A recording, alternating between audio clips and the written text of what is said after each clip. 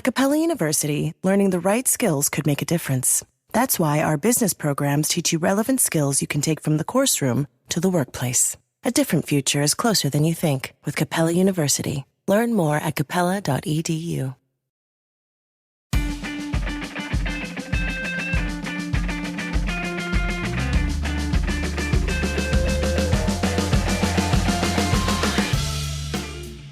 What is there to say about 2024 that hasn't already been said? This was certainly an eventful year for our team at Oxford Road, for our new team at Veritone One, and certainly in the marketplace. So many things happened this year that I think changed the course of the industry that we call podcasting. But now what? There's plenty to read and look at looking back. This is an opportunity for us to look ahead today on the Media Roundtable, in service, as always, of the Chief Audio Officer, that special marketer who needs to make their advertising successful, because their ability to be successful, I think, impacts the rest of the ecosystem downstream, and we're here to serve that purpose. I'm Dan Granger. I'll be your host today. I'm the CEO of Oxford Road and Veritone One, which I don't know, maybe you guys can help me on the rebrand. If you want to throw out any names while we're having this conversation, the working title for the new business, I think, is Oxfurvatone, I think is where we're at today. I don't know, but we'll make this a good roundtable panel. Guys, we have luminaries here, real, legitimate luminaries. We have geniuses on geniuses for this look forward event. And we're going to be talking about all manner of things that matter, not just to those of us at Oxford Road and Veritone, but across the ecosystem. Let me tell you who we're joined by, just so you know who you have prognosticating today. We have Stephen Goldstein, who is the founder and CEO of Amplifi Media. Stephen, welcome back to the Media Roundtable. We're glad to have you as we're on the brink of 2025. Thanks for being here with us today again. Happy to be here again. And I would talk about your bio, but we'd spend the rest of the afternoon, I think, going into that. And I got the same problem with Tom Webster. I mean, another legend luminary who really helps us understand and make sense of the world around us in this industry. Tom, I'm very grateful as in your capacity as partner at Sounds Profitable that you are joining us today, as well as a multi-decade veteran of this field. So thank you for joining us. If that's how you say old, Dan, thank you. I'm old. I don't know. Well, I'm in the camp with you if that counts for anything. But I'll tell you who's not old is our fourth panel participant. I would call him Boy Wonder, but that may be too insulting. You're like right in between the pack here, Pete. But Pete Birsinger, the CEO and founder of Podscribe, who truly, I think, not only serves the industry, but I think he has been helping shape it in a number of ways that we all end up writing about and talking about later. Pete has had a profound impact on this industry, continues to do so. And I think, Pete's opinions on things are going to show up in product that we're all going to end up responding to in some way, shape, or form. So, Pete, I am glad to have you here. Whether you want to think of yourself as a new kid on the block or an old timer, you're certainly a force in this industry. So glad to have you with us as well. Thank you. Excited to be here to learn from you sages, and congrats on all the momentum this year, Dan. Thank you. Well, we're all doing this together. So look, none of us are shy or wanting for words to comment. So let's get straight into it. We're going to cover some of the meatier issues of this year. We're going to talk about video. Not for the first time that these folks have been talking about it, but we're going to try to look ahead at where we're going and how to adapt to that. We're going to talk about the changes in measurement, and just a lot of the major themes and trends that we're seeing. Some are exciting, some are concerning, but we're going to get into all of them. We're going to start out by doing, though, but before we get really knee deep into the qualitative and more the open discussion, we're going to start with a little round robin that we did this last year, and it gives us some relativity that we will report on in a year's time to just say, okay, are we all thumbs up or thumbs down on a few of the broader issues? Okay, and then we'll get into the unpacking as we go. And like I said, these are going to be quick, so I'm just going to call on everybody to give your, I think this is going up, I think this is going down, and if you got commentary, we're glad to have it, but we're going to save most of our thunder for the deeper issues as we go along. First question I have for you guys, and Tom, I'll start with you. When you look at 2025 as an industry, if you draw a circle around podcasting as you define it, do you believe that the consumption is going to go up or down in 2025? I think it's probably going to go up a skosh. I'm not expecting it dramatic, and I think it really comes down to the listening that we're doing on video platforms as well. But it's going to go up a skosh. And do you think that would be true if it were not going up on the video side, if it weren't for the video component? You think it's just organically going to go up? I think it's going to be video driven. I think it would not be true without it because, the amount of time we spend listening to audio every day has been pretty consistent at about 4 hours a day for the last decade until you start factoring in, YouTube and all the other confounding variables. For sure. For sure. Pete, what's your take on this one? Up or down? Video, I'd say up and up, especially if you're drawing your circle around video and global. I mean, I think global audio, maybe Tom may know better than me, but I think it is probably rising faster than US audio. So I'd say good sized up if you account video and global audio. US strictly audio, maybe a smidge. We got smidges, we got Two dollops, we got a smidges, lot of yeah. different. Yeah, we've got some good units of Skosh. measurement. Skosh, We got sorry. skosh. We're serving Skosh. skoshes and Skosh and smidges. smidge, Yeah. So, Yeah. Stephen, what say you? A wee bit. Yeah. I think Tom is right. Without video in the mix, it probably doesn't grow that much, but I do think it grows. I think it's just getting a little confusing parsing it out. I do think video is bringing in new audiences, and so maybe we're going to look at this as something that actually juices the numbers quite nicely. Okay, well, so I'm going to weigh in, and I will say that I think it'll move up at least an iota. Is going to be my prediction on this. I'm not gonna break the mold. I think we're going in the right direction, and I would underscore what Pete says. Certainly, the video thing means there's more to count, right? But on the international side, I think we're seeing a lot of global increase in consumption there as well. All right, let's talk about revenue. Steven, let's start with you on the revenue front. Do you think we're going to see more or less dollars come into this space in 2025? I think the end of the year with the podcast election is going to have an impact on advertisers. And I think the median age screams loudly. 34 is half of what cable news, half of what talk radio is. I mean, that's pretty exciting and pretty dramatic. And advertisers, I think, chase ears and they chase eyeballs. So does that mean you think this will be north of a smidge in terms of quantity of revenue increase, or I just think that it we're will above. We're highly above smidge. be? Okay. Tom, we'll go to you next. I agree with Steve. I think it's going to go up. I think it's going to go up from a variety of sources, not just the CPM spot market, but other kind of revenue streams that we're going to tap into. And man, you look at some of the cable news numbers and the cable TV numbers coming out, and I think I read this week that the audience for primetime programming on MSNBC with 25 to 54 was under 100,000 for most of those shows. And like, what are we doing here? So I think we're going to start tapping into a lot more of those dollars. And Pete, From our perspective, definitely up. We see from our clients and people we interact with, it feels like more and more brands are entering and not a lot are really pulling out, especially as they can integrate podcasting data into their other marketing mixes. That once they're in, it is a bit of a challenge to get in, but we don't really see people pulling out. So I just see more people coming in. I think in some cases, perhaps some CPMs perhaps may decrease.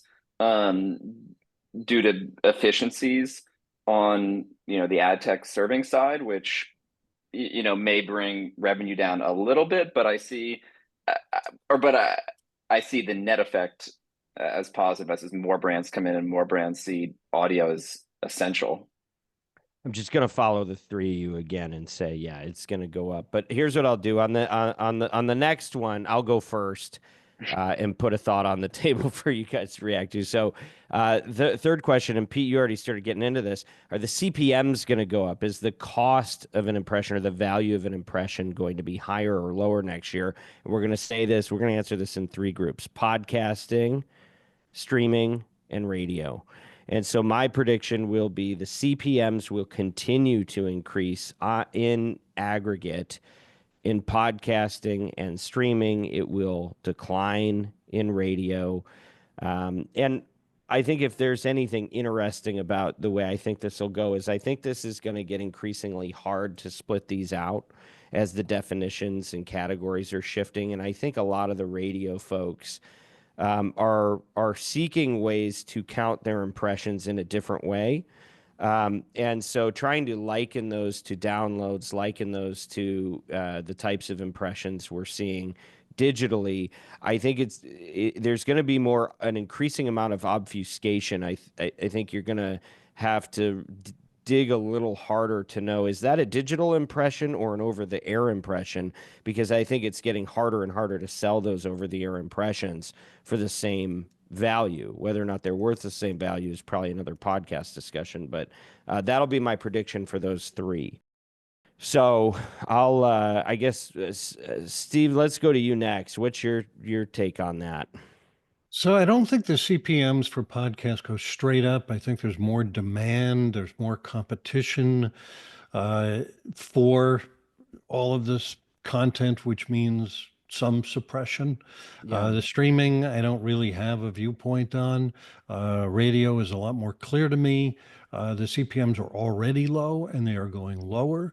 There is a lot of extra inventory and there just isn't the demand to support it. Well, and I think there's an argument that there's a lot of direct correlation and teeter-tottering between when the old one goes down, the new ones go up, right? Because it's moving, but just to its cousins a lot of the time, right? But I don't know. Well, and if you have a company that's doing blended audio, say iHeart, for example, yeah, you're able to move the chess pieces on the board, which I think they're quite skilled at. yeah, for sure. For sure. And that's where I think it's going to start getting a little muddier in the months and years to come. Tom, what's your take? I'll start with radio. I mean, I think I agree with everybody here that they're going to continue to be driven down a little bit. And Dan, you make a great point about the obfuscation. I know there's a push now to recognize 3 out of 15 minutes as a quarter hour instead of 5 out of 15 minutes. And that just seems like a race to the bottom. Streaming is a fairly efficient market. I don't see that moving a ton up or down. And I think the podcast CPM ultimately is not going to be incredibly different at the end of next year than it is right now. But that's hiding an awful lot of movement. A lot of I don't think we're at an economically efficient market with podcast CPMs, but I think they're going to be equally as many pressures driving them up as down. And I think ultimately it's going to settle out right about where it is. Fair enough. Pete, we're going to give you last word here. Radio, don't know a lot about.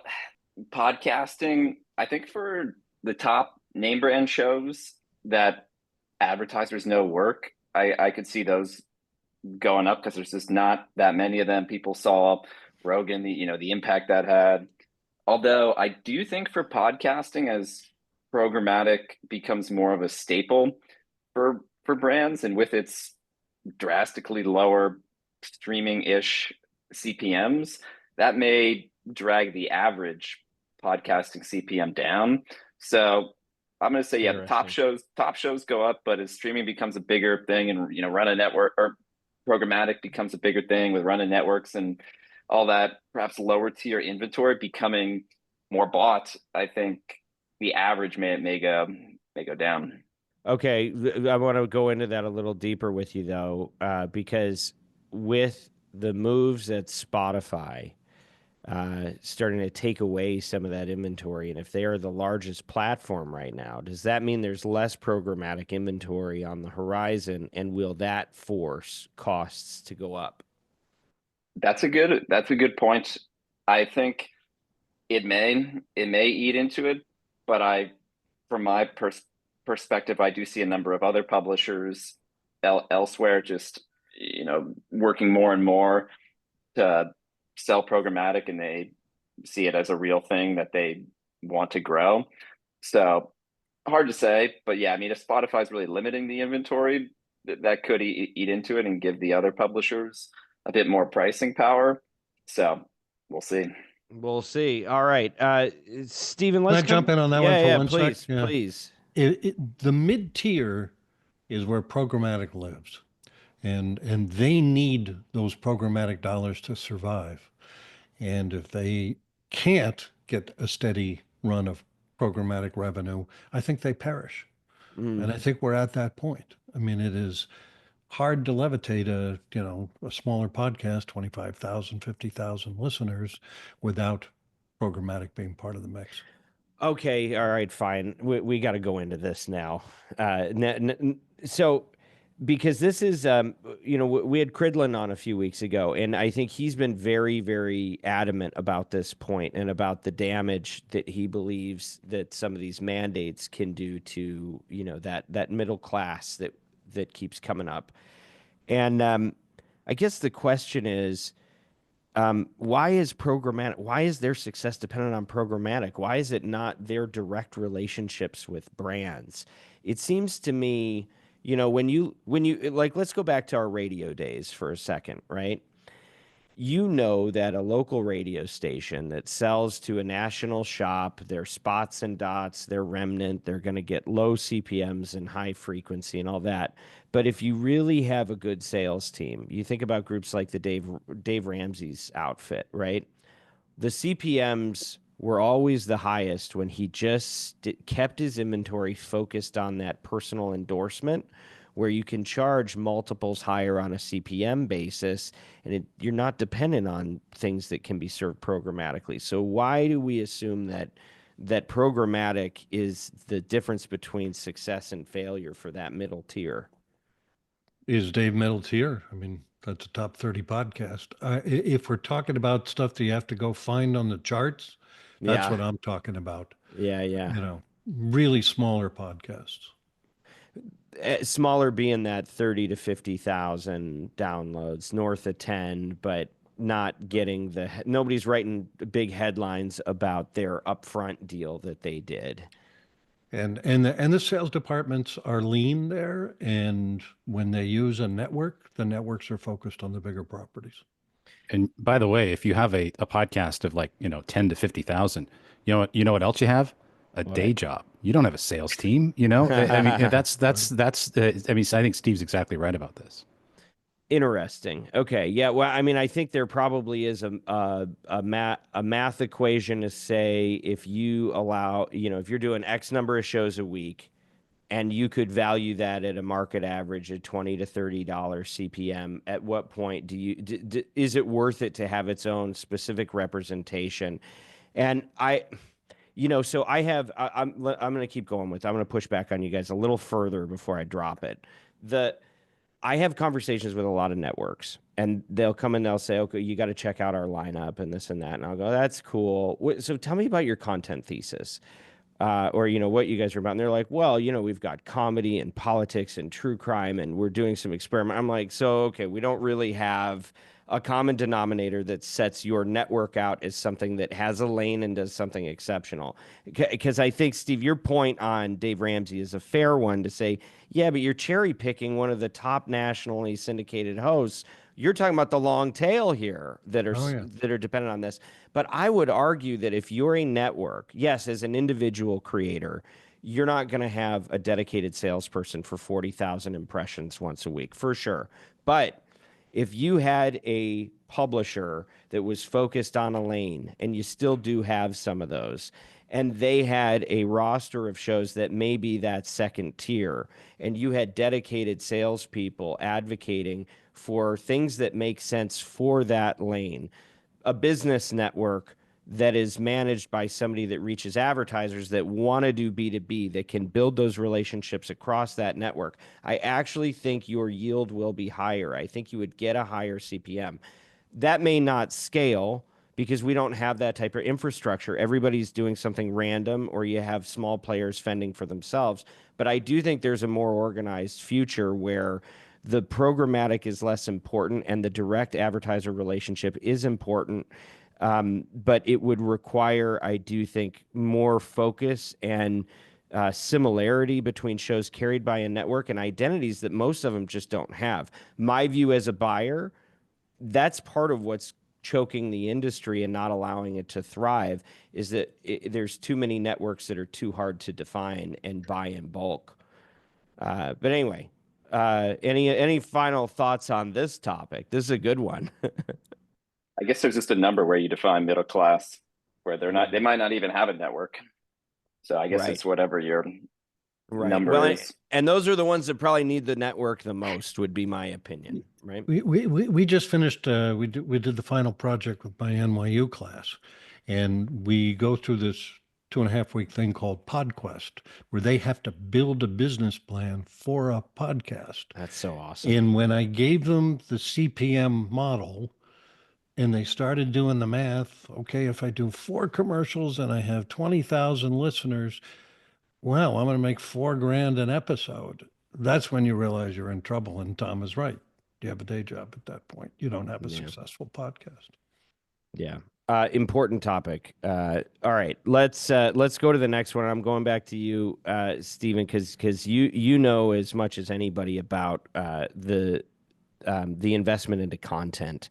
Do you believe that there's going to be more or less money spent on content in 2025? So you're talking about big deals in purchasing content? I think it's probably. Well, yes, that's definitely part of it. But it's all a function of just budget allocated to shows, right? So that could be production or it could be talent deals. I think it's just the money that we spend to manufacture. So I think we're going to see a cooling of those big name deals. I think that there may be a few. I think there may be a couple of companies that align with bigger companies. I certainly think that's going to happen in the next few months. But I sort of feel like we're at an inflection point here where the math doesn't naturally work for these super giant box office Marvel comic level things. This business feels a little different than that in the long term. And then I look at what SiriusXM is going through, where they're trying to figure out who they want to be, for example, and they've done a couple of big deals, and then they recently announced they're done with the big deals. So is that a vote for down? Is that a neutral? I don't know that it's down. I just don't think it's up. So maybe we'll call that a flat vote. I'm going to vote. I'll jump in and vote up, because I think just simply because Spotify's making people think they need to do video, you're going to have more people spending more money to produce.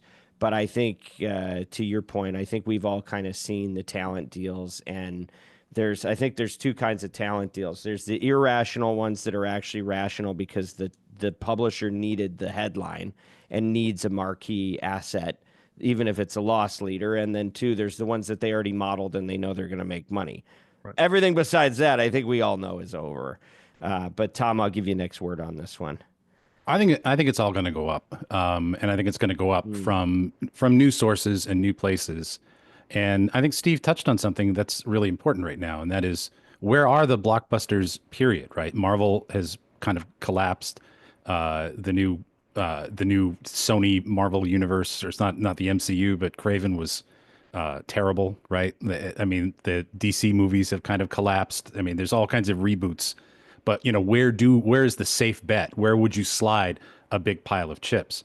And if there is nowhere to slide a big pile of chips, then there may be more chips spread around lower investment things like podcasting, which may in turn see some increases in the types of content investments that are made. I don't know about deals, but in terms of people experimenting more with the medium, you look at how far ahead Joe Rogan still is in terms of audience, and that's a cry for help. Like, there's got to be some stuff in between that gets slotted in there, and I think people are going to start to invest in that. Interesting. Pete, what do you say? I think up. I think more production. I think it hasn't really caught up with the demand for audio. I think though, of the money coming in, a larger percent will be to video as well. And yeah, also like you're saying, Dan, it's just a little more expensive than audio. Plus, inflation. So Plus that. Yeah. Well, it'll be interesting. And it's going to, I mean, I don't know. It seems like I'm really curious to see how long Spotify holds their policy that they just announced, or if that's something that changes by summertime or, or this time next year. But I have a feeling it's going to impact production costs, right? So we'll see. We'll see. All right. We have a couple more, but I want to consolidate here. I think we're moving into the bigger topics, and I think one topic that probably deserves to stay big, regardless of where the news cycle is on it, is AI. And one of the things we asked a year ago is whether or not we thought AI would do more harm than good or good than harm in our business in the coming year. So I want to go back to that question. And Pete, I'll start with you. Do you believe AI is going to do more harm or good, and why in 2025? I think there may be some short-term pain as people's, maybe who AI might be replacing some of their work. But I do think long-term good for the efficiencies created and the additional leverage it provides, advertisers, people who are making shows. So I think there will be some short-term adjustments needed, but long-term, I think overall it'll be better for listeners, advertisers, and I think the creators who leverage it and leverage it well, it will be good for them. And I think the rest will, I think it'll be necessary to incorporate it. And is there anywhere else that you would call out that you think it's going to be the most used as you're thinking about it? I naturally think a lot on the ad side of things. Yeah. So I just, for better or worse, I just don't see how a growing percent of ads will be AI generated. I think in a lot of other mediums they already are. Perhaps in a lot of cases that makes the cost approachable enough for more advertisers to get into the space. If they don't need to get the host, or it's just easier, a lower barrier to entry to produce the ads. I'd say from our perspective, we're looking at ways where we can use AI in a more direct way to recommend which shows and which impressions are best. So I think that will come into play probably more next year. Tom, how about you? Well, AI doesn't kill people. People kill people, Dan. So I don't know if AI is going to do more harm than good. I guess the question is, what are the actors in our space going to do with it? Will it be used more? Yeah. Will it be used more? Yeah. So I'm gonna just point out two things where I think it's going to help. Ultimately, I think one is something I know, Dan, you're very concerned about, brand suitability, and you talk about civility scores. We talk about GARM going away, and I have to think AI can play a role here to continue to remove objections or continue to improve the effectiveness of what we do. Second thing, and this is a pet peeve, drives me up a wall when I listen to a podcast. I'll just pick one out because it's a big target. The Bill Simmons podcast, right? Mm-hmm. Bill Simmons podcast uses DAI, host read inserted ads that are not refreshed often enough. And there's almost nothing worse than a host read ad that's not refreshed because it's quirky and it stands out even more. And if AI can help us refresh creative more often, and really tailor offerings and more time-sensitive offerings and things like that, then that I think could unlock a lot more in terms of effectiveness, which would help to drive revenue. So I'm going to say good. Yeah. Well, and I agree with you on the opportunity for brand safety. It's tricky because I still don't think that the marketplace has a clear idea or agreement around what is worth calling safe versus unsafe. And so how, the sophistication of the tool won't matter till we can agree on what's worth measuring and how to treat it, right? But beyond that, I do think that it's going to make a world of difference as it can pull out irony, humor, things like that. I think it's going to make that a lot easier for sure. Stephen, what say you? So I think it depends on what we're talking about. If we're talking about actual content, I think it's a really bad idea. I think the Notebook LM thing, which is ridiculously impressive. I mean, it's scary how good it is, and you know it's going to get better.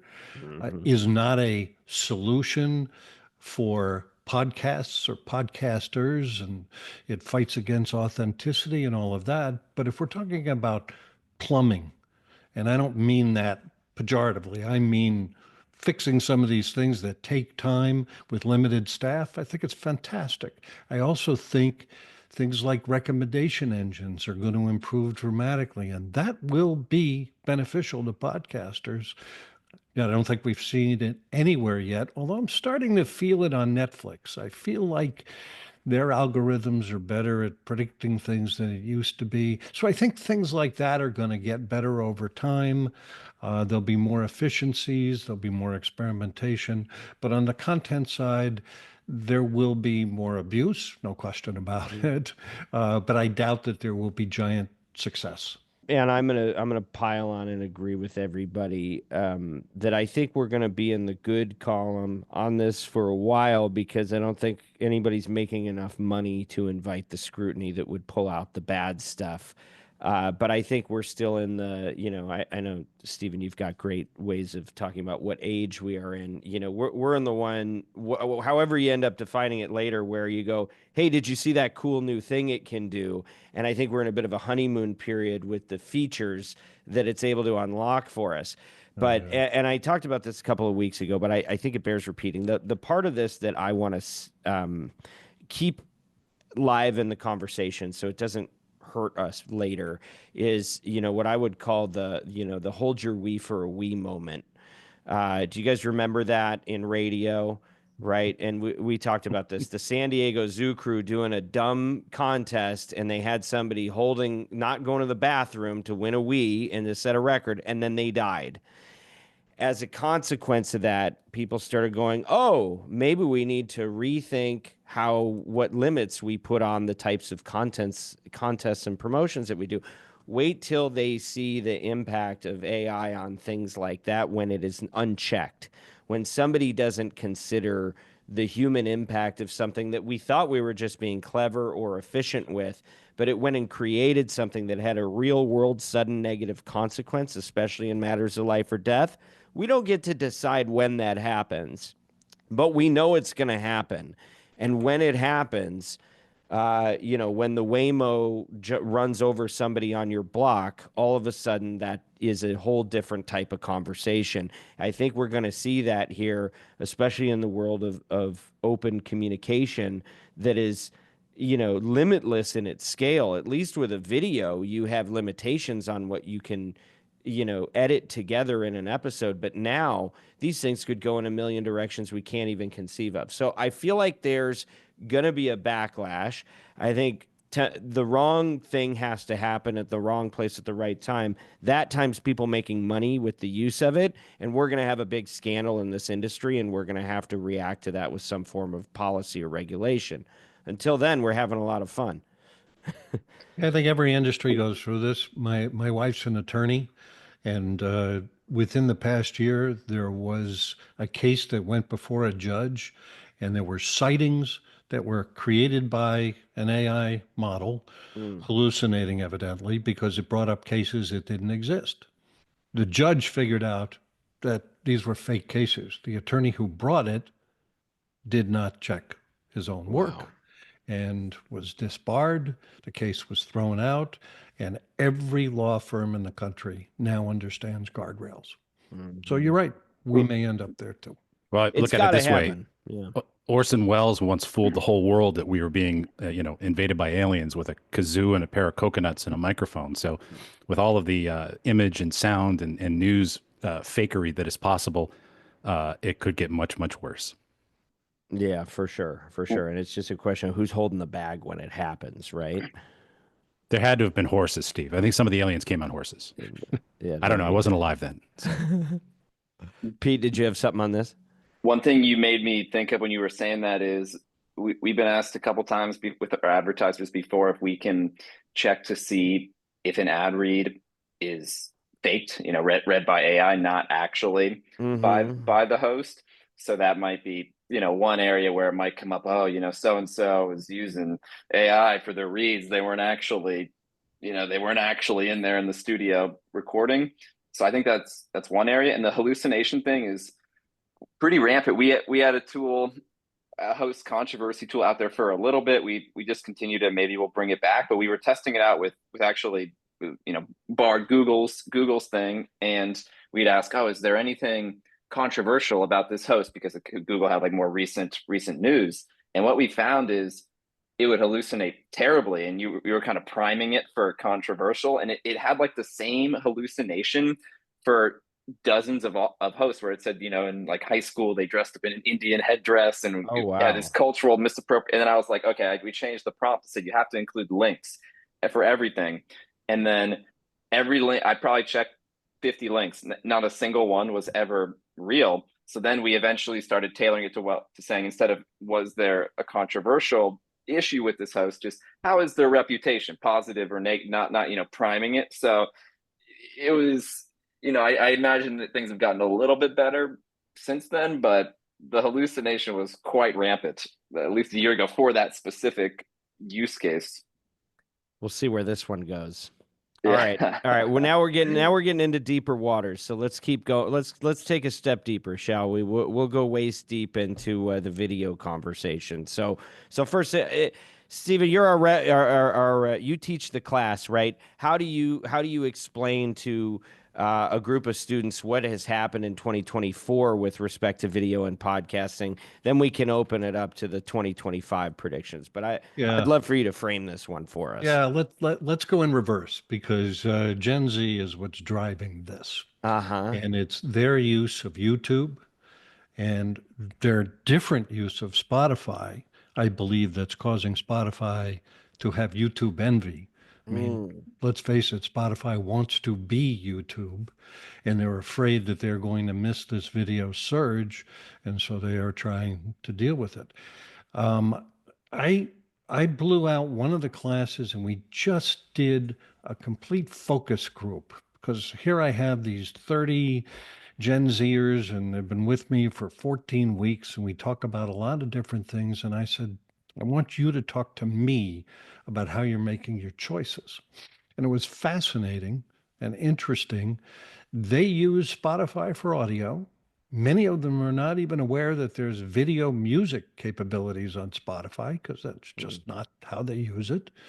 And they use YouTube for video, and they greatly appreciate the UI, that it's simple, easy to navigate, intuitive. It is where they go for not video, they go there for content.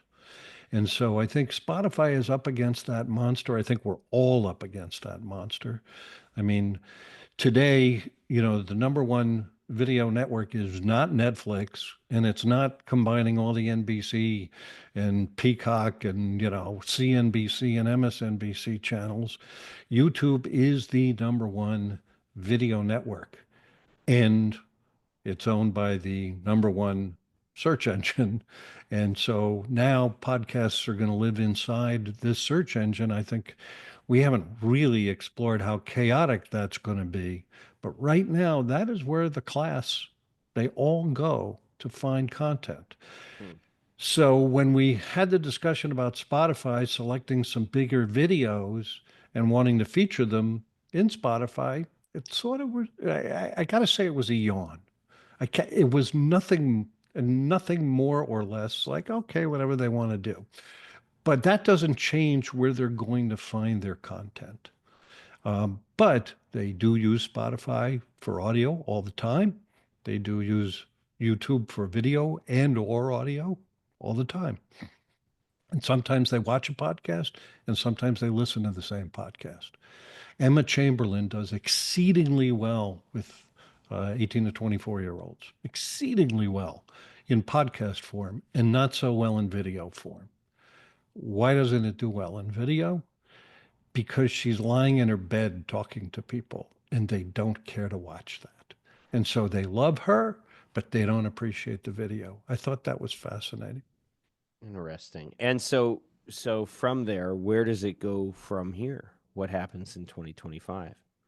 So I think you're going to see the war has begun. Mm-hmm. I think everybody is going to be screaming for share here. I don't think Spotify is going to have an easy run of it based on the feedback that I've gotten from this crew and my own intuitive notion that people don't change habits instantly until they figure out what's better, what's in it for them. WIIFM, the world's largest radio station. They need to understand why they should change their content discovery. And we'll see whether Spotify is capable of doing that. Well, and what do they have to lose if they're not successful? Like, what's the trade that they're making in this new policy? Yeah, that's interesting. I mean, I've thought about what if I were sitting there, and I think I might end up doing the same thing, saying, all right, if the world is moving more to video and our job is to create an ongoing relationship with an audience, a demographic group, then yes, I might. But that doesn't mean it's going to be successful. Very good. All right, Pete, let's go to you next. Where are we going in video next year?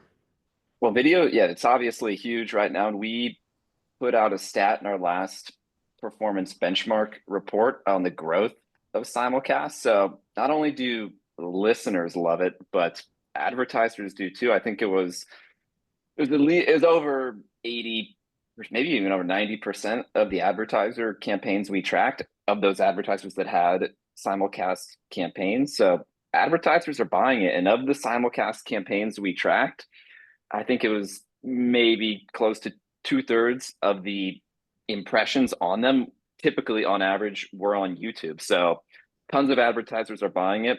And of those simulcast campaigns, a lot of the lion's share of the impressions are coming on YouTube. But I think the big obstacle and the thing that is really holding views back or video back is it's tough for advertisers to track. We model the performance now, but it's not exactly the same as actually tracking and doing the measurement, which we can do on the audio impressions. So YouTube is a real black box. Spotify for videos starting out that way.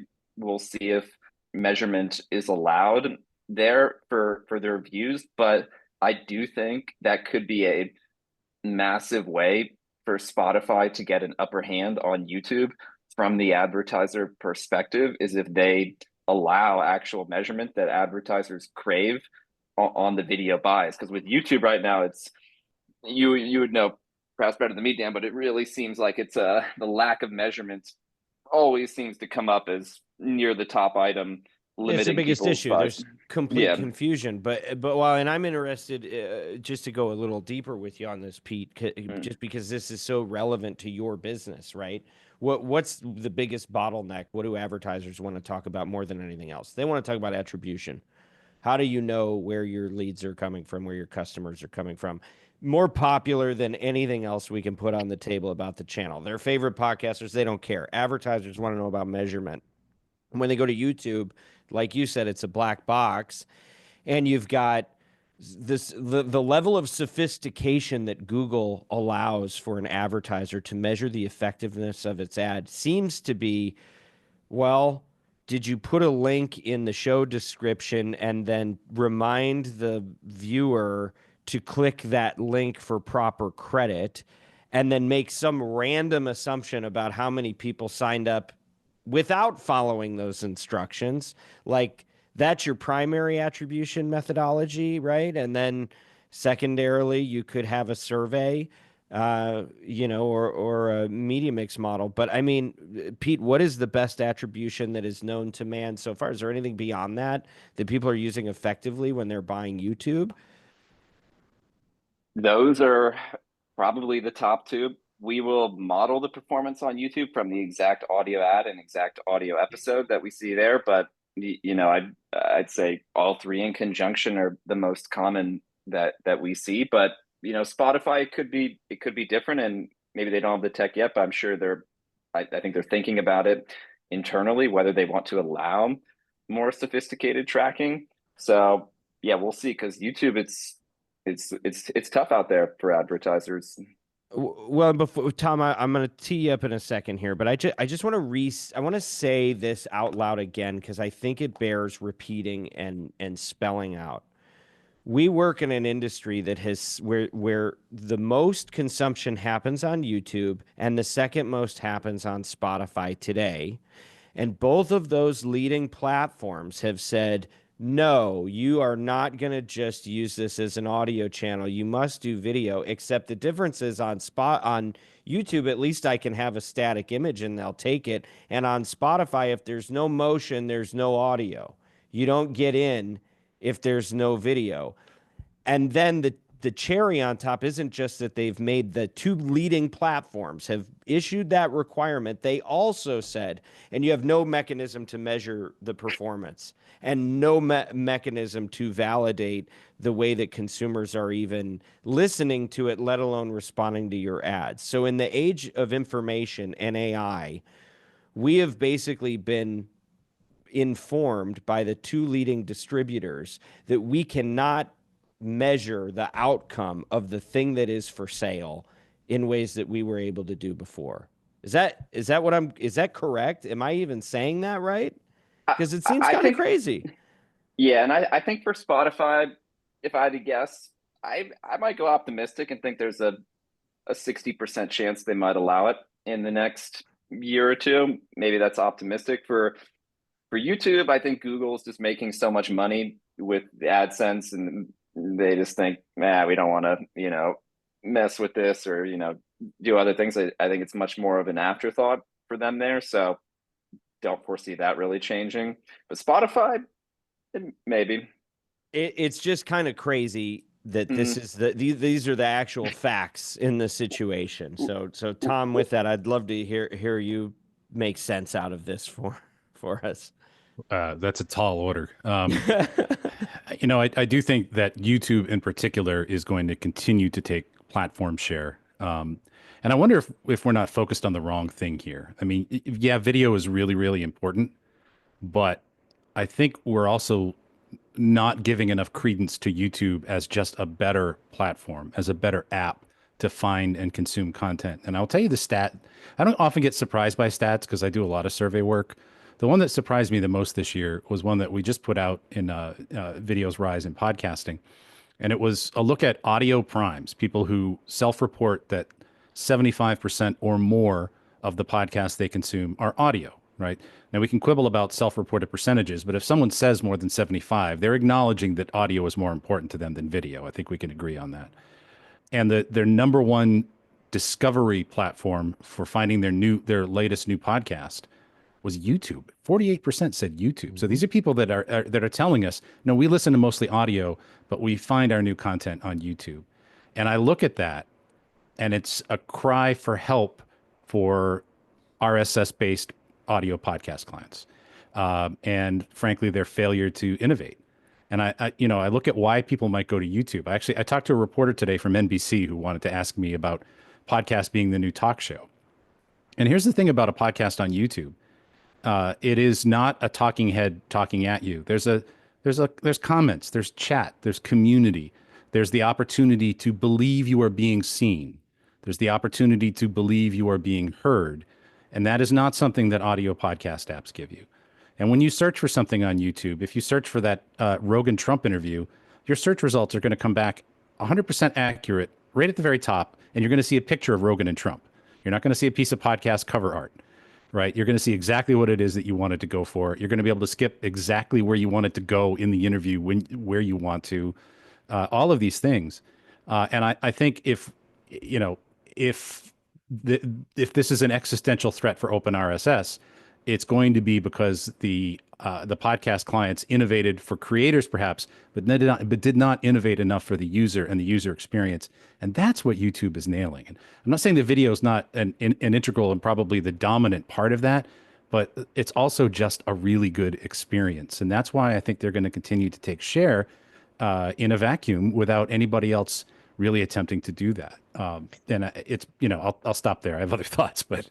Well, I mean, those are very important thoughts. And I think you're right. I mean, I think we would all acknowledge that YouTube is one on discovery.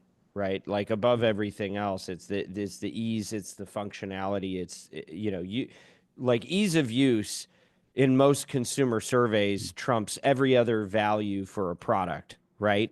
Don't make me think, how can I push less buttons to get the thing what I want? And I agree with you completely. The video may be a distraction from what are the core issues that have yet to be solved.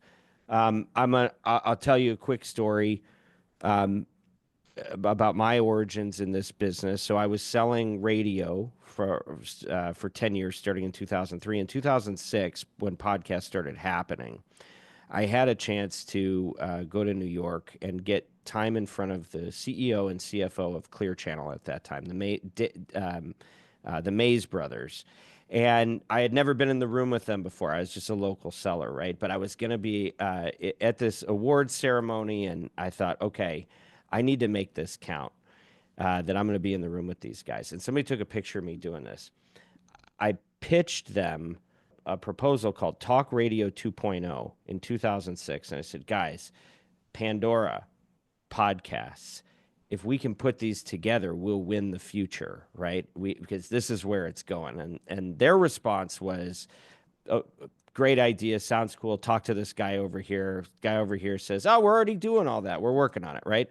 But what it makes me think is that 18 years later, its time may actually have come, in that we really need a simple platform that actually prioritizes the audio experience first.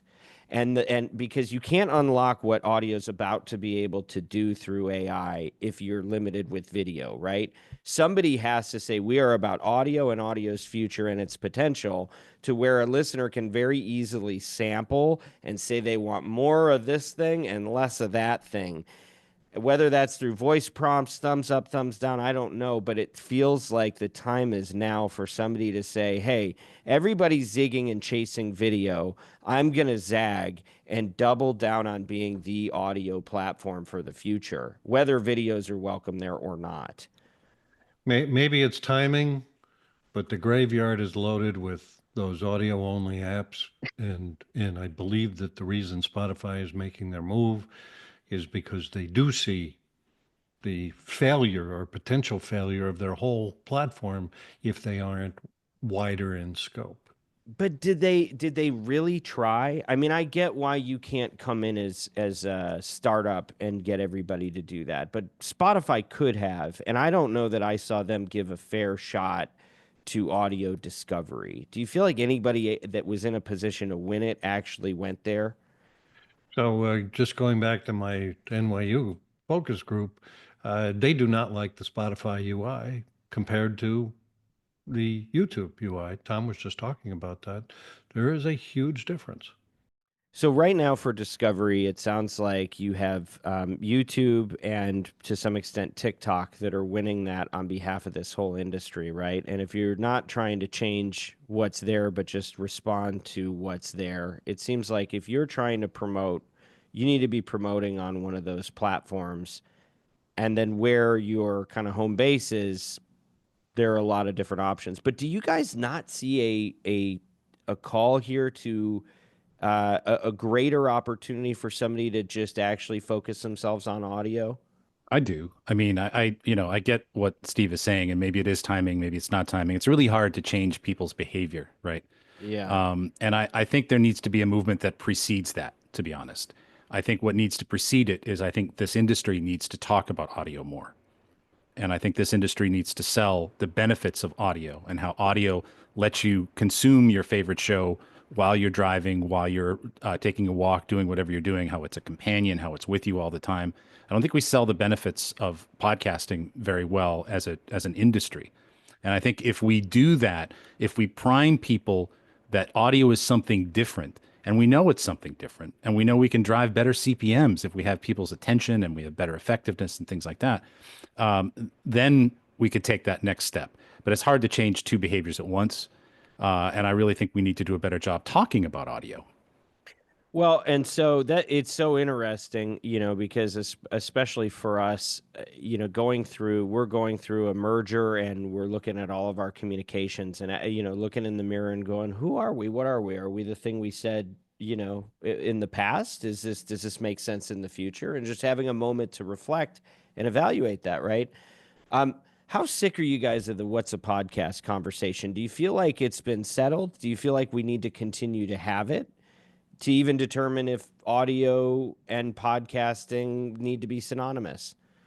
It's think settled in my mind. It comes from the podcast region of France, and anything else is just sparkling audio.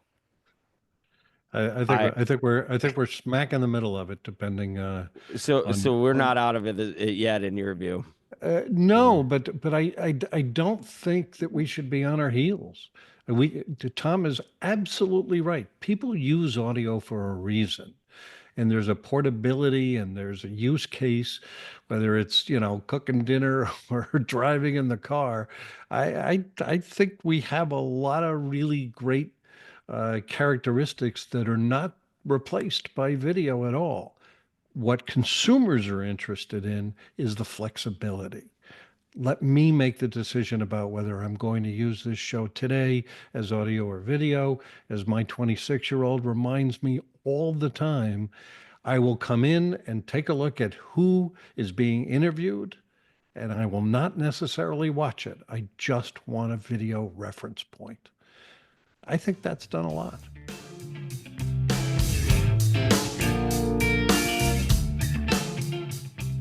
Have you ever heard of any of these companies? Shopify, Bayer, Oracle, Indeed, Masterclass, Babbel, Tommy John, LegalZoom, Constant Contact. We could go on, and we could go on so much further now that we're joining forces with our friends at Veritone One. We have created the world's largest specialist agency in audio and in podcasting. Nobody's ever done anything like this before, and it's an exciting opportunity for everybody involved.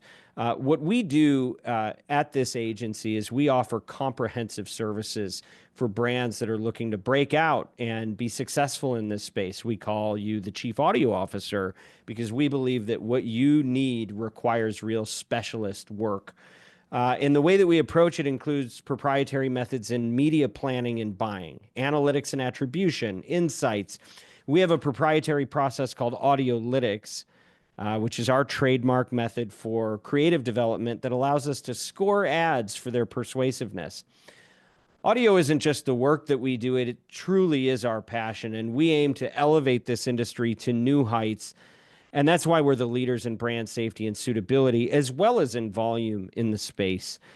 We try to provide solutions that ensure that your ad buys align your values that you have as a brand with your business metrics that you need to be successful. This stuff is hard, but we're here to make it a little bit easier for you. And if you're a chief audio officer seeking best in market performance at maximum viable scale, please get in touch with us. Do the right thing. Go to oxfordroad.com. And if you're passionate about audio, if you're strategic, if you're relentless, and you're looking for a career change, consider joining our mission as an agent of influence. Send us your resume through our website, oxfordroad.com. We made it really easy to spell. Sign up for our free newsletter, The Influencer, and be sure to mention that you heard about us right here on the Media Roundtable podcast, because attribution is important. Thanks, everybody.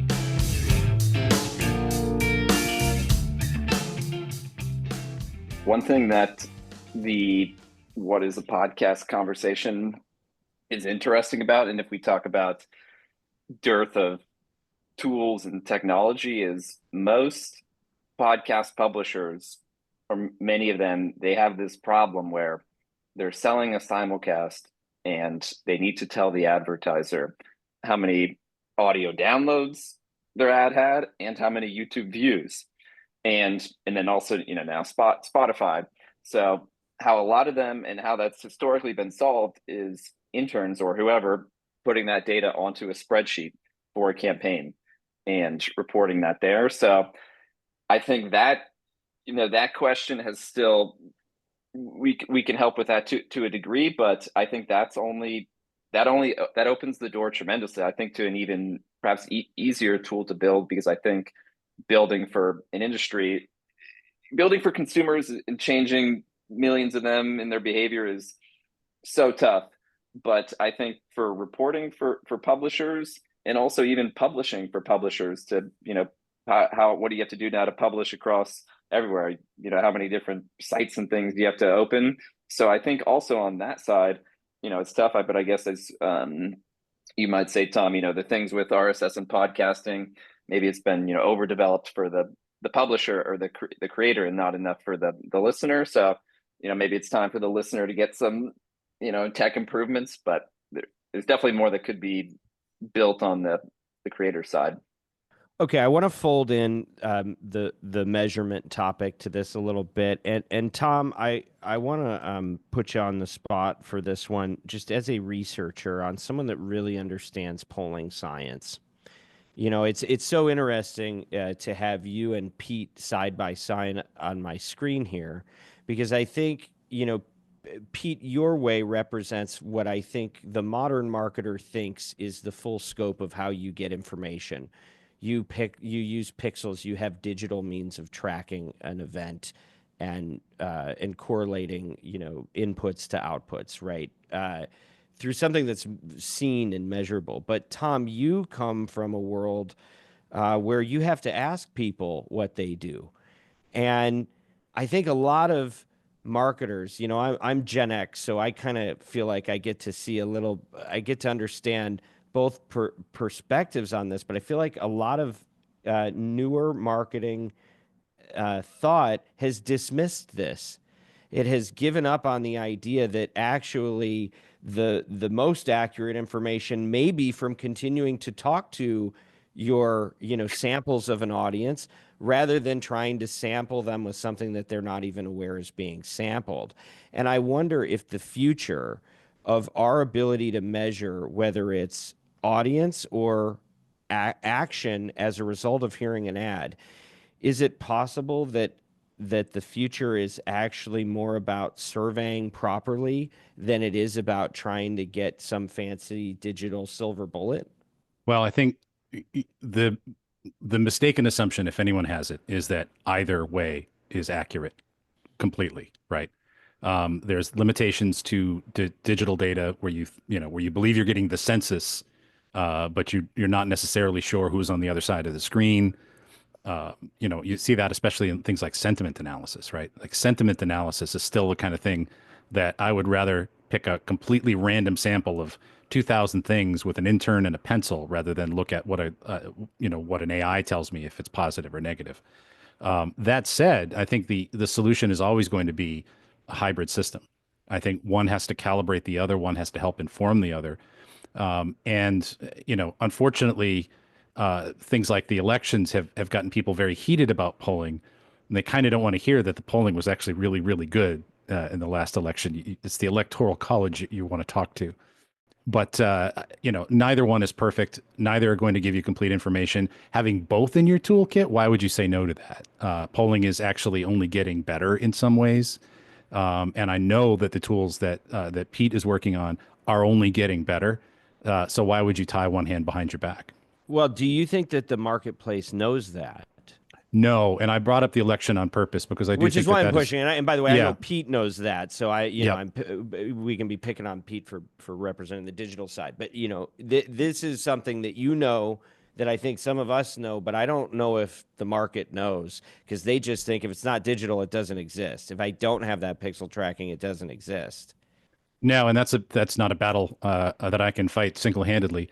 But when you do things the right way and you do them over and over, you tend to see the same things over and over, and that tells you you're doing a pretty good job. Or both polling and digital measurements, I think, continue to get better. But you are absolutely right that the market research industry, the survey side of things, has taken some black eyes, and I don't know that they're all completely justified. Stephen, how about you?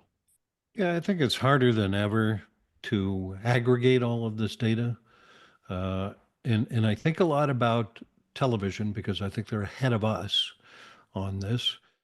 You know, NBC, for example, has seen their linear channels get murdered. Who's watching the 11 o'clock news and who's watching primetime TV shows? But they were smart enough to develop an app and develop Peacock, and they have all sorts of other opportunities to connect with people on video. SNL does about 4 million viewers per episode, runs up and down depending on how big the guest is, but about 4 million. And then depending on who the guest is and the content, they'll do another 20 million views on YouTube. So YouTube, which was the enemy, is now a profit center for NBC. And I was listening to an interview with Seth Meyers, and the question was, are you annoyed that people are taking your show and chopping it up? And he said, no, because if they weren't chopping it up, I'd be out of business. They're not watching my show at 12:30 at night. And so there is, it's like the DVD was to the movie companies. Ah, the DVD's going to kill us. And it turned out to be, you know, Blockbuster and Netflix and everything else. I think we're sort of in the middle of this now. We're behind television, but we are sort of in the middle of this now where we have to figure out how to aggregate all this stuff. And Pete, good luck with that. It's going to be hard, but necessary.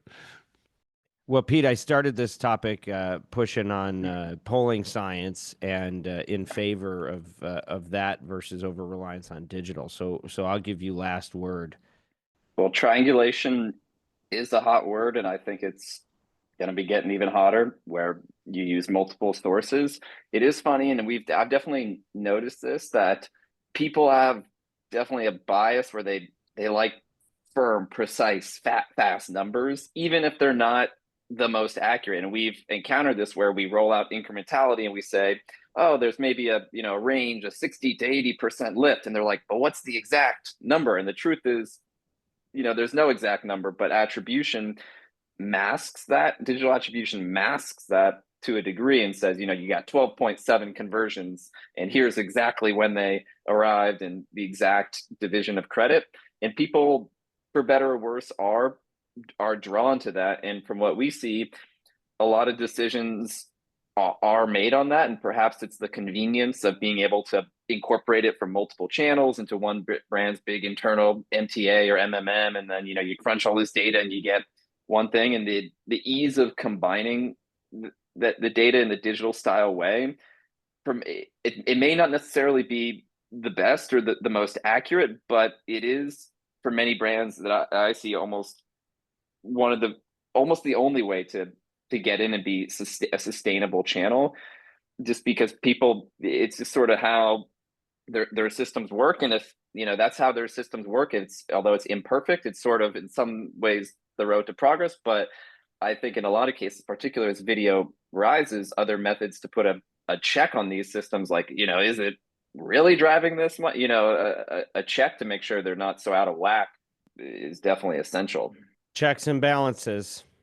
Yeah. Well, I think, the note to the chief audio officer in that is that if you think that your digital framework is going to be the best solution you can have, you might be missing half of it. And if you're still on surveys only, you might be missing a couple tricks there as well. I will tell you, just very tactically, when we're working with brands, our measurement, like what becomes, yes, we want to triangulate. Yes, we want redundant measurement practices and to be able to see alignment and sources of truth. But like, you can't begin if your goal is to actually know what happened for your return on ad spend.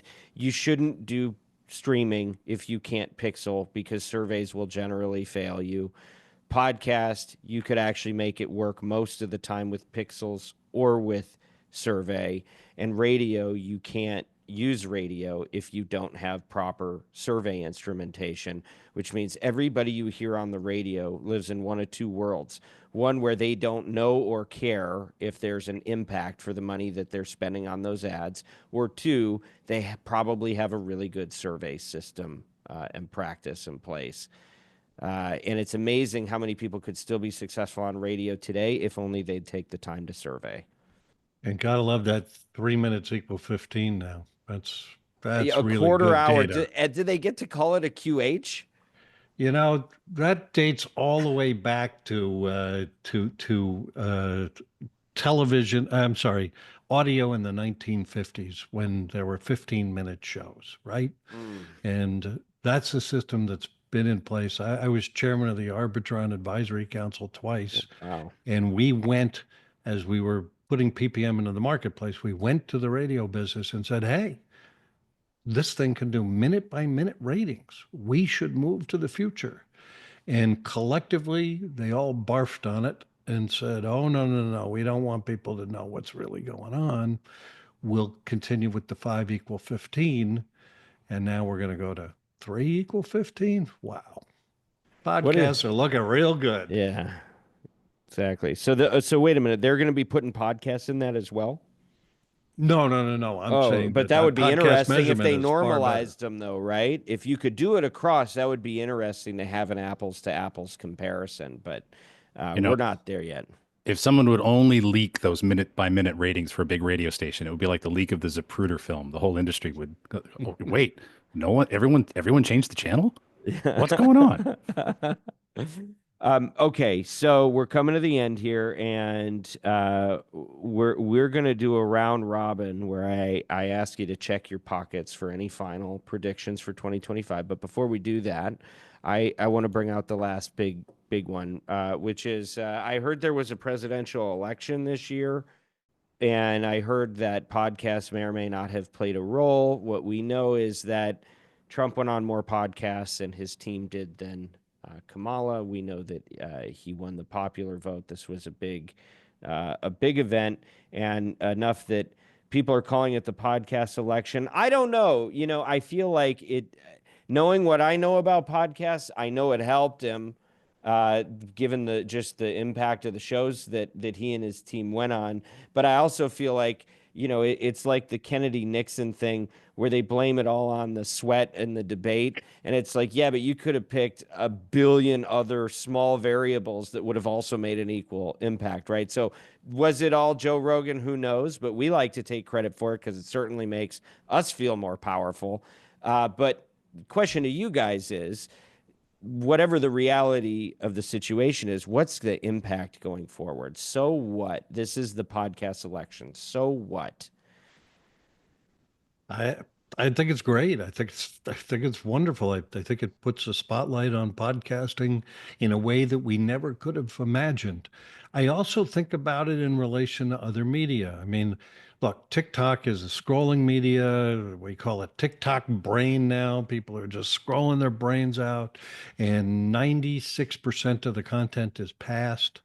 And we're in this era of short form content, and yet podcasts are 20 minutes, they're an hour, they're an hour and a half. I mean, this is really counterintuitive to everything that's going on in culture. And people were interested in listening to some of the politicians. But I can also assure you that generationally, no one knows who David Muir is. And so they went somewhere where they could actually find some information about the candidates, and it was being served up on podcasts. Yeah, I think I worked on the exit polls and the vote count research for almost 20 years, and I think two things. Number one, the impact of podcasting on this election has been overstated, especially when you look at how the electorate really turned out. I think it was, that some Democrats didn't vote that should have or could have or did vote for Biden, right?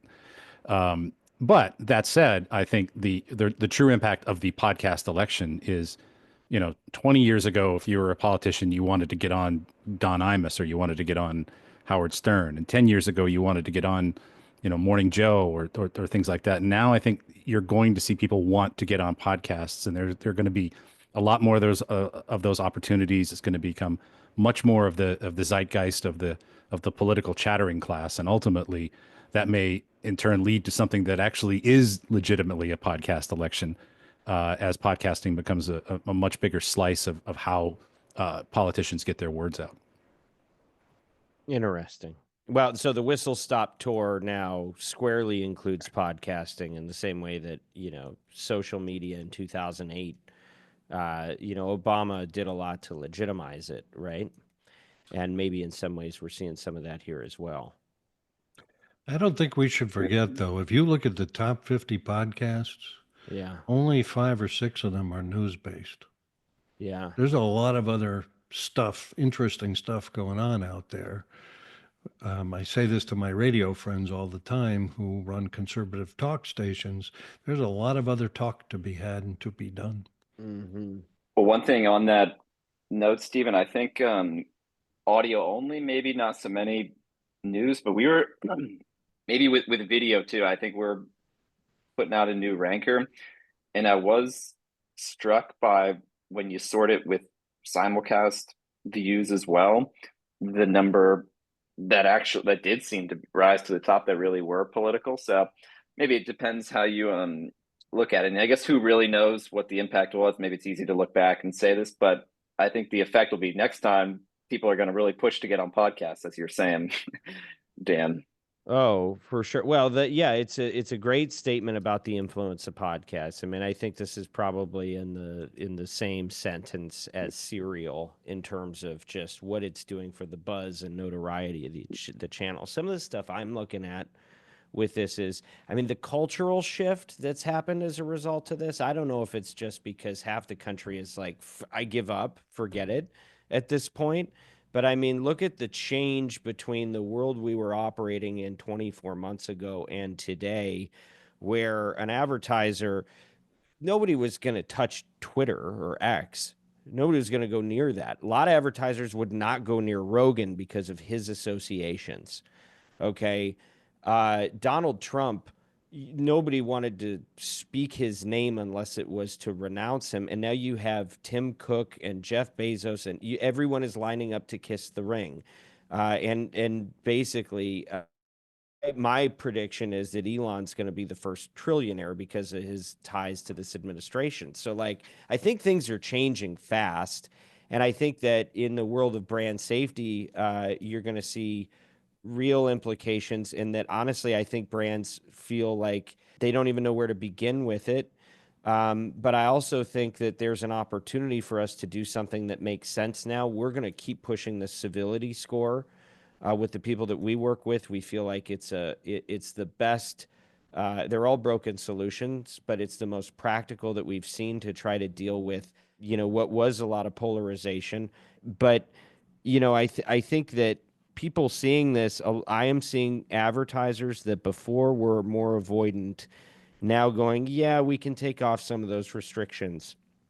And I hope that that's not just going to lead to more, better, like more effective capitalism, but also that it lowers the temperatures a little bit as we're not in our silos going, well, if you're not on our side, then we can't do business. I think us doing business together should open up more common understanding. I don't know if it'll work that way. That's why we're pushing on the brand safety front. Anyway, that rant is all over the place. If anybody wants to respond to that, I'll give you a shot before we move on. I was just going to button out on your statement, Pete. Yeah. Yes, 60 days ago, there were way more news podcasts in the top 50 than there are today. And that's just another example of podcasts adjusting culturally, which is really a wonderful thing.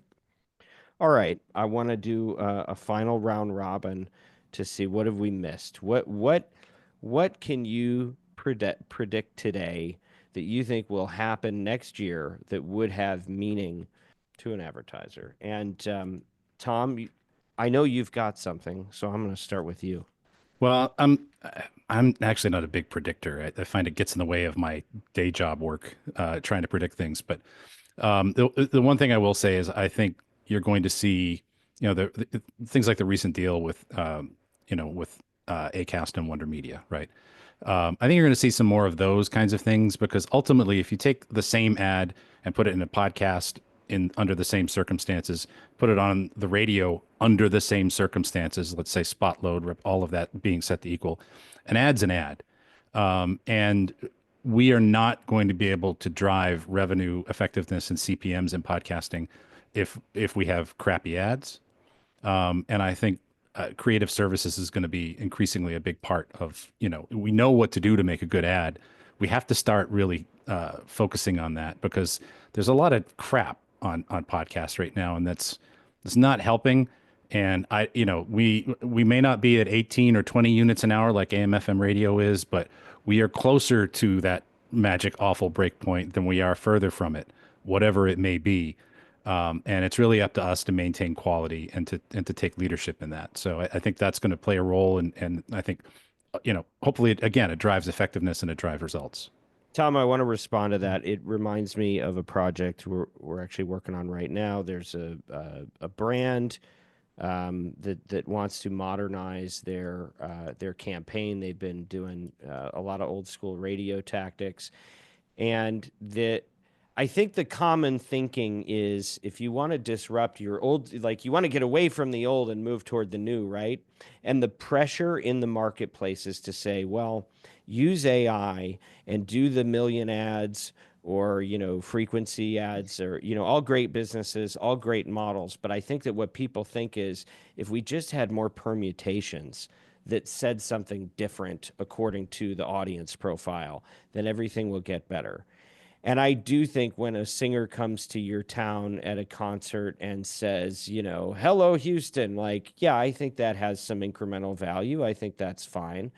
But I actually believe the opportunity for the brand is to do the thing that is the least efficient, because it will be the most effective, and that personalization should not be thought of to have the most impact by how technical it can be done, but how inefficiently it can be done by a human being actually telling an honest story about their own experience and who they trust. And if we can get the personalization unlocked in podcasting the way we know it can be, but is decreasingly done at scale, I think that's where the bigger unlock is for the advertiser. I think that's where most of the value is in this channel for a brand. And the gravity is pulling us toward everything but that, would be my point of view. Pete, you want to go next? Yeah, I'd say I think it's going to be an even better year for brands in 2025 than it was, in 2024. I think Spotify is going to allow measurement on Spotify video and buck the trend. I will predict that, which I think would be massive for brands who simply want to measure what they're buying. In addition, also still in the measurement lane, I think the integrations I think audio measurement is going to improve twofold. One, I think incrementality will continue to become more convincing, where brands can look at, an incrementality report in a silo without feeding the data into an MTA platform or their MMM and all these things. And they can say, okay, this is believable. This is giving us a holistic picture of podcasting. So it's out there now. I think there's more work to be done to make it more convincing, more applicable, and more scenarios.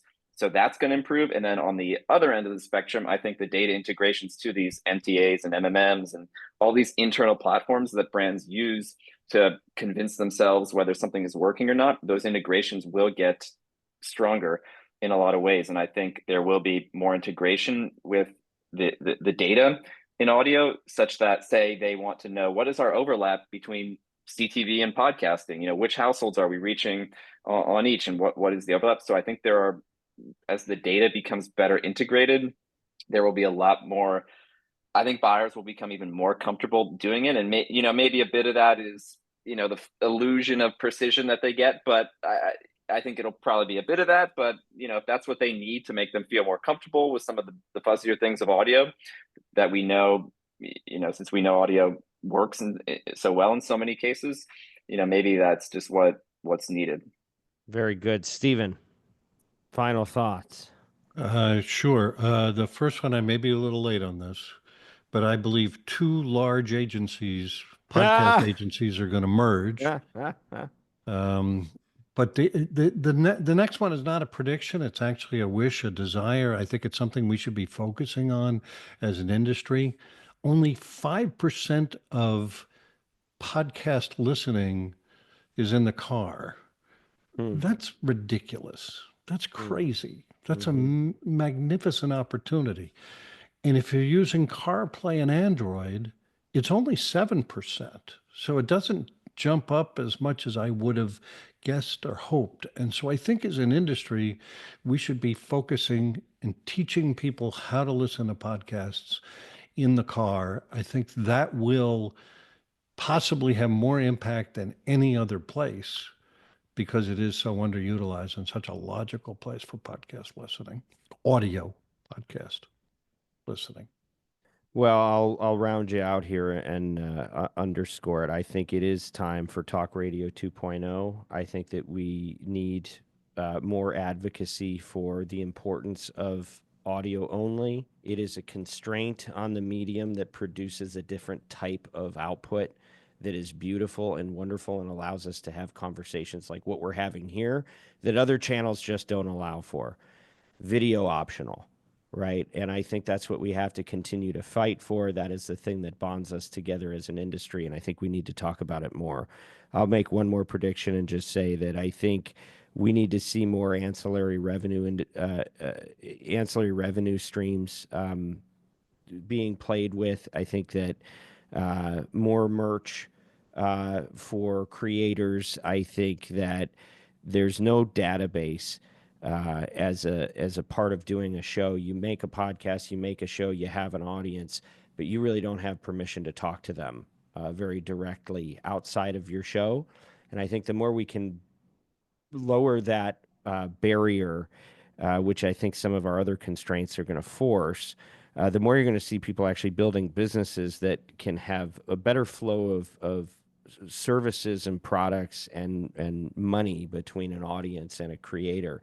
I just don't think we're good at it yet, but it's a big opportunity, and I think now's a good time to see that stuff starting to expand out. So farewell to this group who have all been very generous for the last 90 minutes. Tom Webster, Pete Birsinger, Stephen Goldstein, three beyond luminaries. I'm so illuminated. I'm glowing right now, and you guys have really gone deep on this. So thank you for being so generous with your time and points of view. This has been a fun conversation, and we'll see if we're right in a year. So stay tuned. Pleasure. Thank you.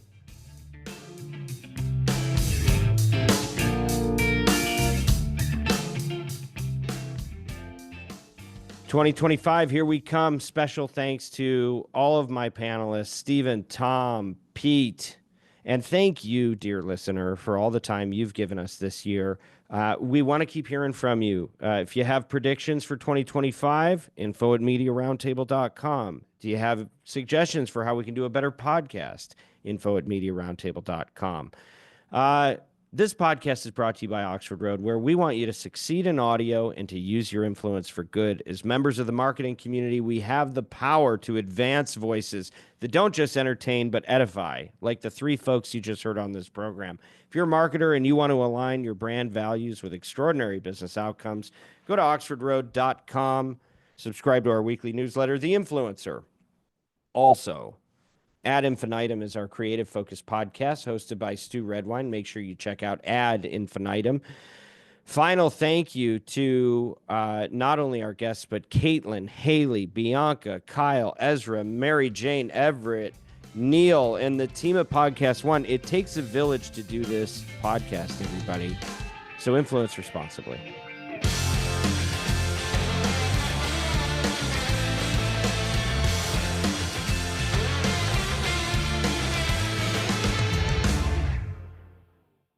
At Capella University, learning the right skills could make a difference. That's why our business programs teach you relevant skills you can take from the course room to the workplace. A different future is closer than you think with Capella University. Learn more at capella.edu.